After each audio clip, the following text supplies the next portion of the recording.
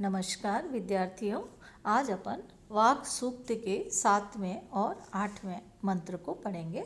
7वां मंत्र है अहम सुवे पितरम मत्स्य मूर्धन मम योनिरप्सस्वन्तः समुद्रे ततो वितिष्ठे भुवनानु विश्वतोतामुधां वर्ष्मणोपस्पृशामि। अहम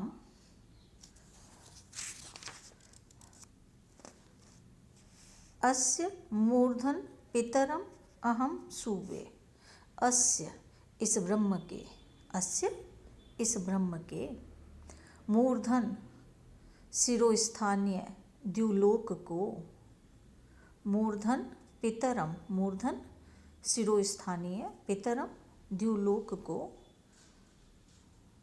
अहम सुवे मैं उत्पन्न करती हूँ। पुनः देख लीजिए। अस्य इस ब्रह्म के, मूर्धन शिरोस्थानीय पितरम द्युलोक को, अहम मैं सुवे उत्पन्न करती हूँ। समुद्रे अप्सु अन्तः मम योनि। समुद्रे, समुद्र में अर्थात परमात्मा में जो अप अर्थात व्यापनशील बुद्धियाँ हैं, मम योनि उसमें मेरा ही कारण है। यहाँ पर समुद्र और अपसु इनके दो अर्थ हैं। समुद्र का एक अर्थ समुद्र है और दूसरा अर्थ परमात्मा। अपसु का एक अर्थ जल और दूसरा है व्यापनशील। अपसु अंतः व्यापनशील बुद्धियाँ। तो समुद्र, समुद्र अर्थात परमात्मा में, अपसु जो अप अर्थात व्यापनशील बुद्धियाँ हैं, मम योनि वे मेरे, उसमें मेरा ही कारण है। योनि मतलब कारण। अर्थात अथवा समुद्रों में, जलों में मैं ही कारण रूप में विद्यमान हूँ।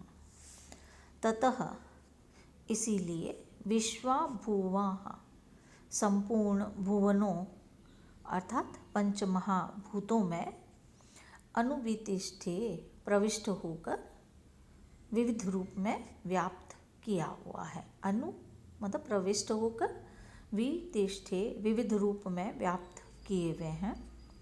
उत और अमुम ध्याम, इस ध्याम द्युलोक को, वर्ष्मणा, वर्ष्मणा सर्वत्र व्याप्त होने वाले कारणभूत शरीर से उपस्पृशामि स्पर्श कर रही हूँ। उत और अमु इस द्याम द्युलोक में वर्ष्मणा व्याप्त होते हुए अपने कारणभूत शरीर से मैं उपस्पृशामि स्पर्श कर रही हूँ।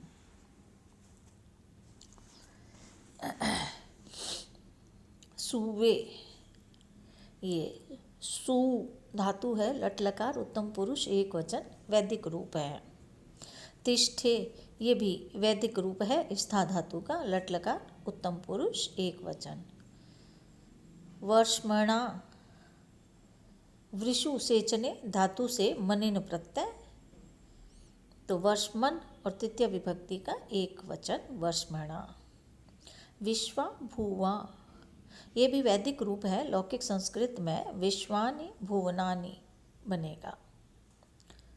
रौथ ने वर्ष्मणा की निष्पत्ति इस प्रकार की है जैसे वर्षियस और वर्षिष्ठ की होती है। छंद के आग्रह से अपस्वन्तः को अपसु अंतः और विश्वोता को विश्वाउता पढ़ना चाहिए। 8वां मंत्र पढ़ रहे हैं अपन। अहमेव वात इव प्रवाम्यारभ्यमाणा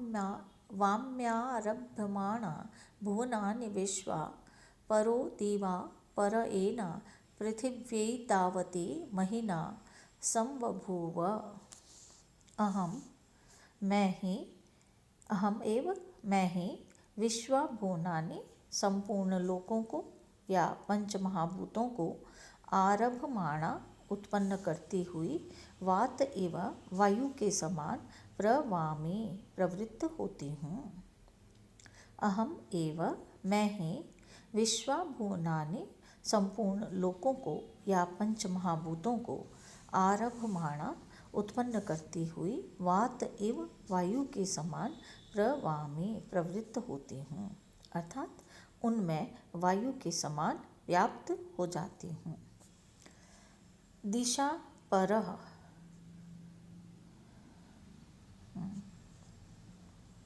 द्युलोक से परे, दिवा परः द्युलोक से परे और एना पृथिव्या परः और इस पृथ्वीलोक से भी परे और इसकी महीना अतिक्रांत करती हुई अपनी महिमा से एतावती इतने बड़े परिणाम वाली संबभूव हो जाती हूँ। दिवा परः द्युलोक से परे एना पृथिव्या परः और इस पृथ्वीलोक से भी परे महीना इनको अतिक्रांत करती हुई मैं अपनी महिमा से एतावती इतने बड़े परिणाम वाली संबभूव हो जाती हूँ। इसके अंदर व्याकरणात्मक टिप्पणी देख रहे हैं।